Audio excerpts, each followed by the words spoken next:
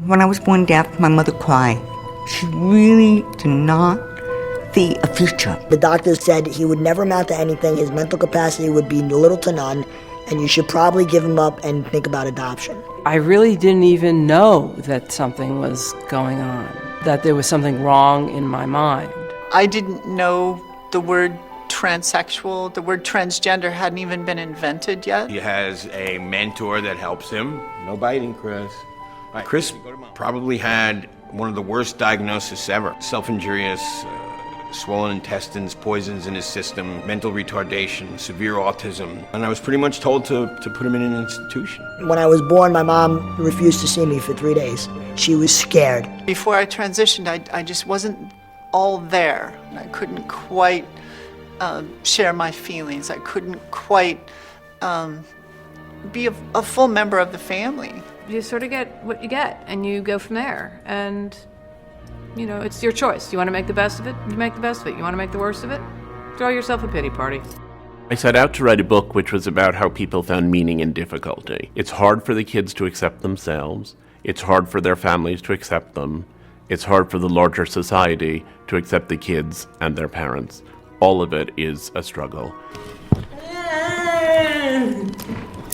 I wouldn't ever want to pretend that these aren't difficult lives.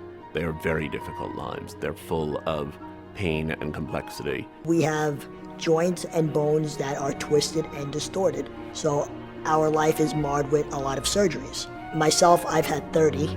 And there was one guy that I had a crush on. He said to me, "Why do you lisp?" And my heart was crushed. Chris did not communicate. He didn't sit down. He didn't put on clothes. He wouldn't go outside. He ate the walls. He ate the table. He ate the rug. I could feel the back of my neck, popping and sizzling, like my head was just heating up. We couldn't eat in the home. We couldn't have lights on. We couldn't have the TV on. If I coughed, he would run downstairs and punch me. I actually felt that I was a surgeon, and I felt I had to literally extricate the demon from inside of my body. When I started this book, I knew that I was going to be looking at a lot of desperate situations. And I would do that by cutting and burning myself.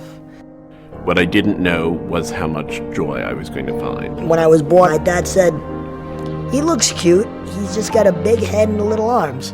The funny thing is, I still look that way. And the relief that came over my face when I heard that there was a name to what was going on with me.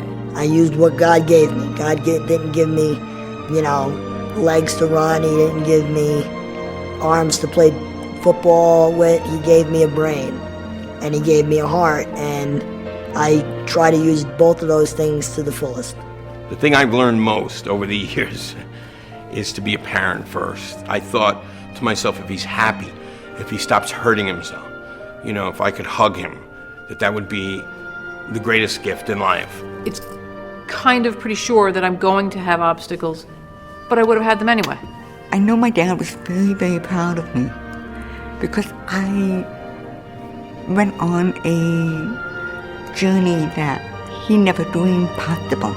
I don't think of myself as a schizophrenic. I am Susan. There really isn't any definition of what's normal or not normal, or far from the tree or right under the tree. I'm lucky to have had her in this particular period of time. I'm lucky too. Thank you. The love that parents have for their children I guess we are pretty lucky, huh? Yes, Mom. Yeah.